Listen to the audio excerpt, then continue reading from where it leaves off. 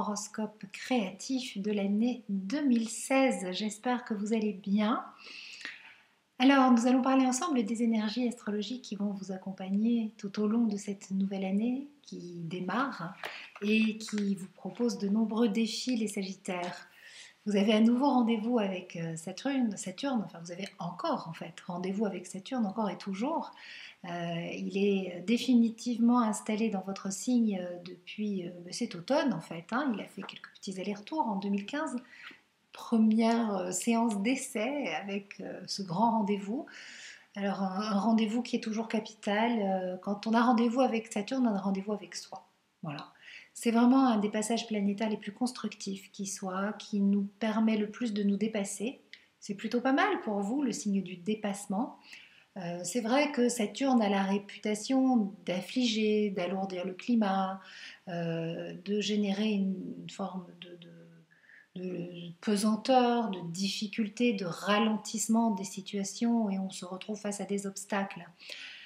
Alors oui, c'est souvent le cas et c'est souvent le cas par rapport au désir de l'ego, donc ce sont finalement toutes les frustrations, tous les faux besoins, tout ce qui n'est pas finalement aligné avec l'énergie de notre âme qui subit le plus la lourdeur, la pesanteur et les difficultés de Saturne. Et puis, bien sûr, il faut appliquer un transit de Saturne à l'énergie du signe qu'il traverse.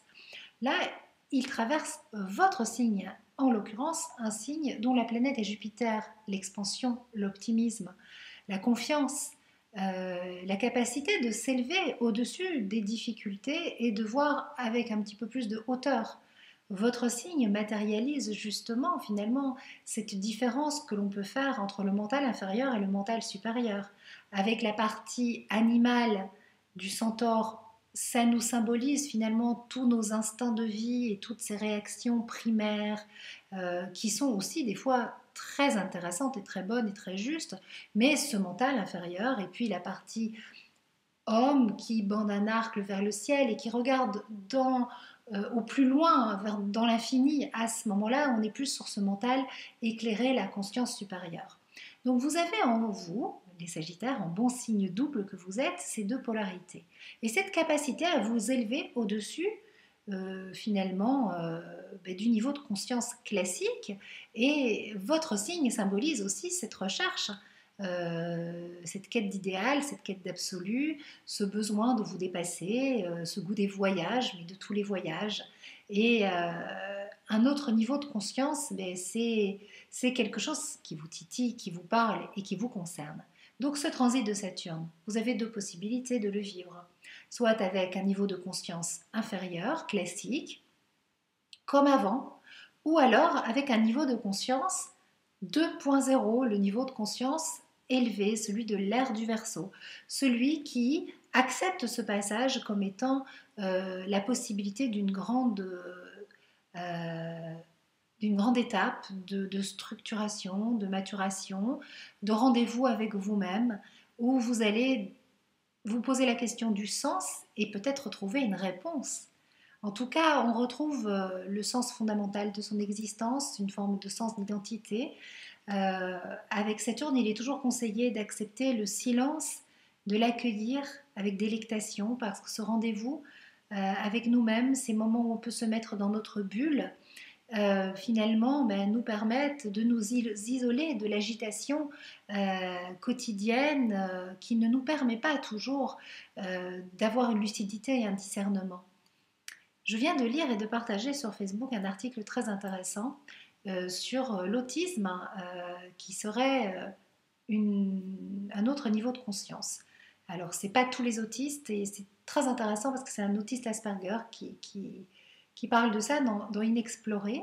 Ça m'a bien sûr beaucoup touchée parce que pour la petite histoire, j'ai un enfant qui a été diagnostiqué autiste et de type Asperger et il a ce besoin régulier de retourner dans sa bulle.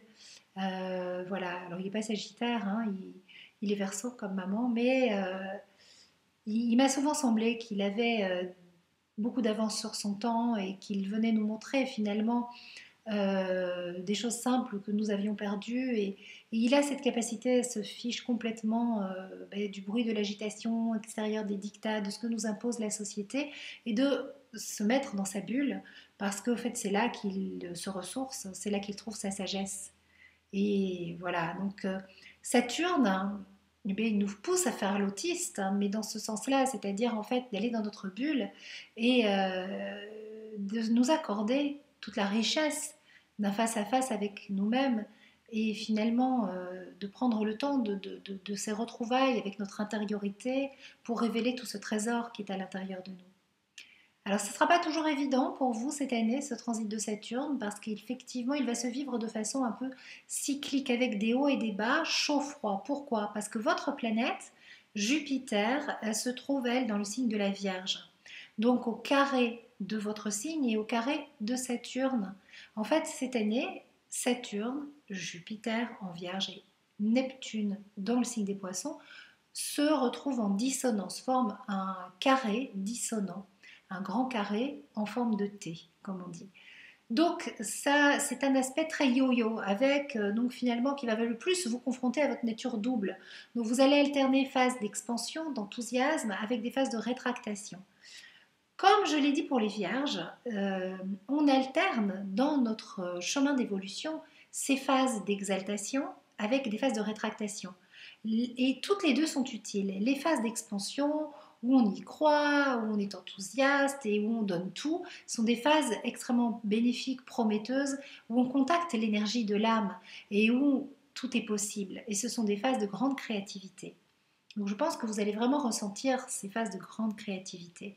Mais les phases de rétractation ne sont pas inutiles non plus, puisqu'elles nous permettent de condenser toutes ces énergies et le flot d'énergie que l'on a reçu de l'âme, et on les intègre, et c'est des paliers finalement non pas de stagnation, mais d'intégration. Et puis, cette année, vous allez quand même vivre d'autres aspects. En fait, je pense que c'est vraiment vous, les Sagittaires, cette année, qui est le signe le plus sollicité. Vous allez avoir la rétrogradation de Mars dans votre signe, et puis surtout Saturne au trigone d'Uranus. Donc, vous bénéficiez aussi d'un trigone de feu. Saturne dans votre signe n'est pas si lourd que ça, puisqu'il se place également au trigone d'Uranus en bélier. Qu'est-ce que ça veut dire, Sandrine? Parle-nous français s'il te plaît. Alors, un trigone, c'est une énergie positive. Les deux planètes forment un angle de 120 degrés et cet angle amène une harmonisation des énergies. Donc finalement, Saturne, qui est censé être un peu lourd et qui de temps en temps va partir dans des excès parce qu'il forme des angles carrés et dissonants avec Neptune, avec Uranus et opposé avec Neptune, eh bien, il a aussi une échappatoire, et l'échappatoire, c'est Uranus, l'énergie du renouveau et la possibilité finalement de matérialiser tous nos élans de renouveau, de changement, tout là où on a envie d'innover, eh bien ça peut devenir très concret. Donc si vous placez finalement toutes ces énergies dans la perspective d'évolution, si vous accueillez tout cela comme un cadeau, et si vous accueillez Saturne comme la possibilité de déblayer votre vie de tout ce qui est inutile et qui ne vous sert à rien, et que seulement il n'y a que votre ego qui tient, mais en fait votre âme elle en a rien à faire, c'est pas utile, à ce moment-là vous allez avancer, mais à une vitesse incroyable. Là c'est le Sagittaire, la flèche là, vous, waouh, quelle année! C'est sûr que si vous le vivez dans la privation et dans la frustration, bon bah c'est votre ego qui trinque, d'accord? Alors, la rétrogradation de Mars, la grande rétrogradation de Mars. Mars, dans votre signe cette année, va s'installer tout au long du printemps, mars, avril, mai. Et en avril et mai, il va rétrograder. Quand Mars rétrograde, astronomiquement parlant, elle est très très proche de la Terre. C'est la raison pour laquelle on ressent très fort son influence. On le sent passer. Ça a souvent des effets très physiques et très concrets. Ça peut créer des inflammations physiques. Donc si vous avez des fortes fièvres, des inflammations qui se réveillent, ne soyez pas trop étonnés. Allez plutôt travailler sur la raison pour laquelle ça s'enflamme. Hein, c'est qu'il y a un feu bouillonnant en vous qu'il faut peut-être canaliser autrement. En tout cas, attendez-vous à vivre un printemps chaud, intense, actif, dynamique, avec peut-être une forme d'agressivité, essayez qu'elle ne se retourne pas contre vous.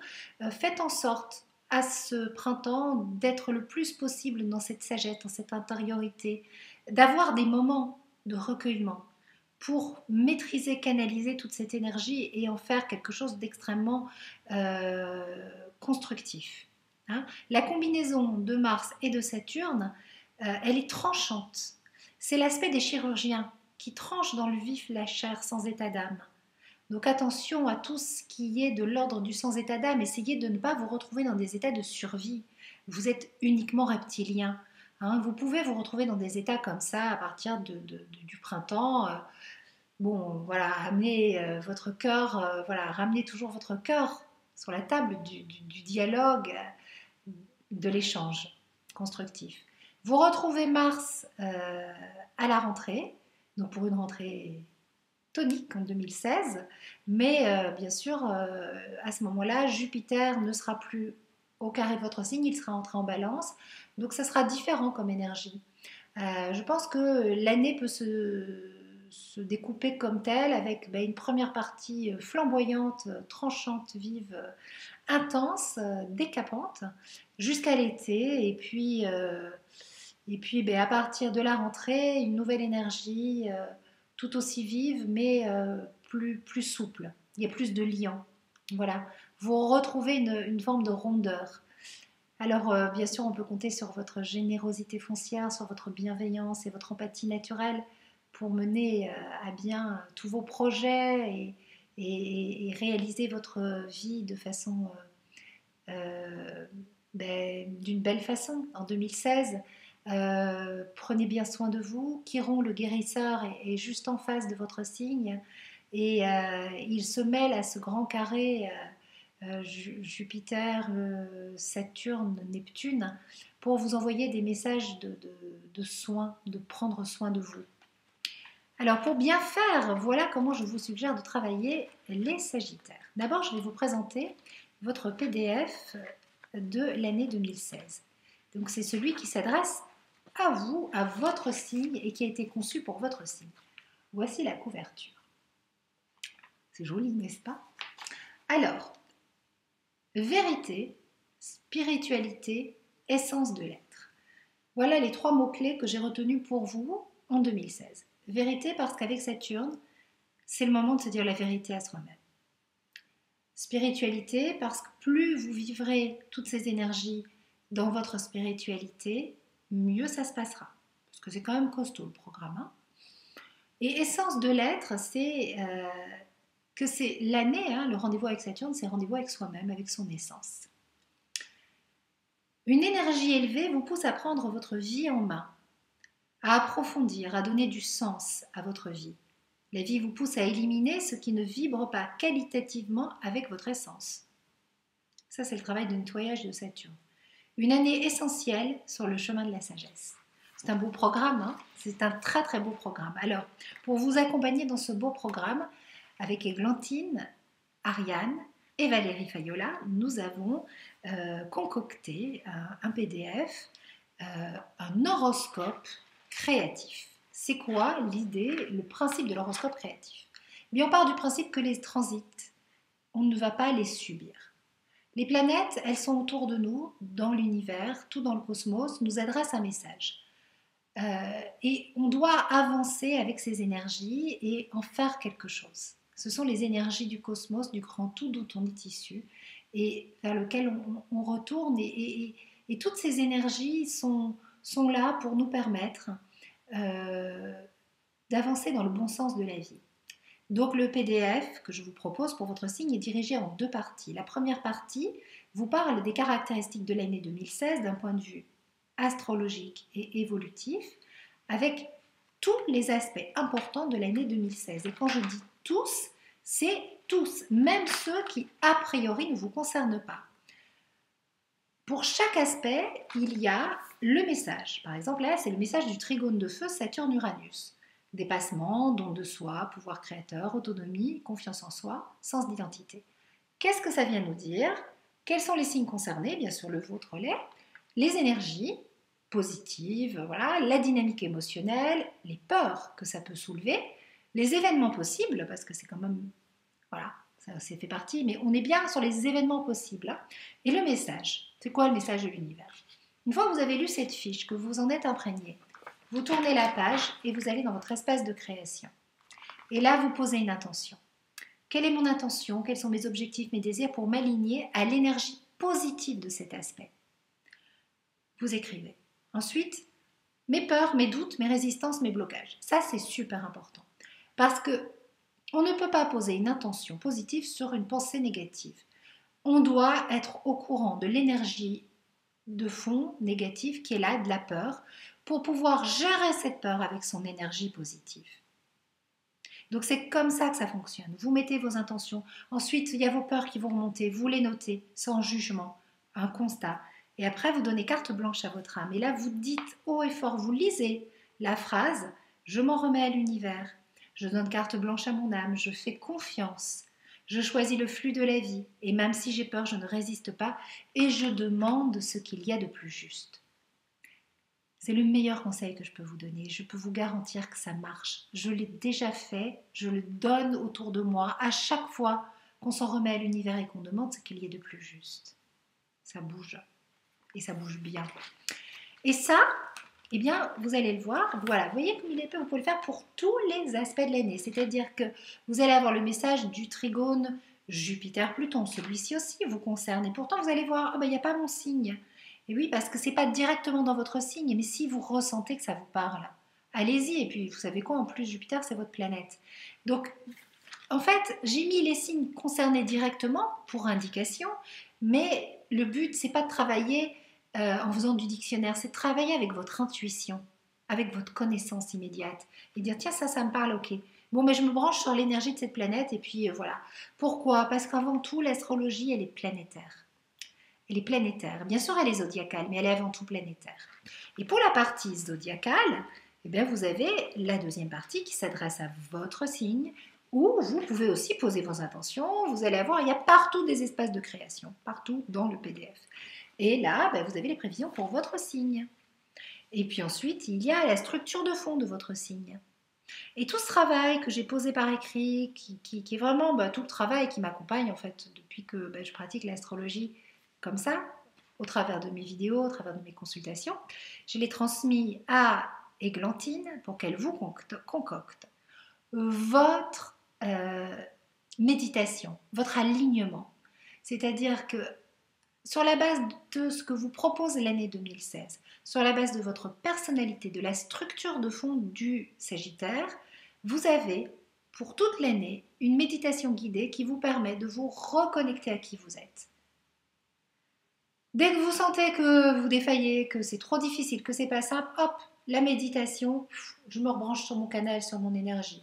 J'ouvre mon cahier d'intention et je travaille. Il doit vous suivre tout au long de l'année. Ensuite, vous avez le rituel olfactif d'Ariane. Pareil, j'ai tout transmis à Ariane pour qu'elle puisse vous donner le rituel olfactif qui va vous permettre de travailler en aromathérapie avec les bonnes énergies pour vous recentrer sur votre énergie à vous.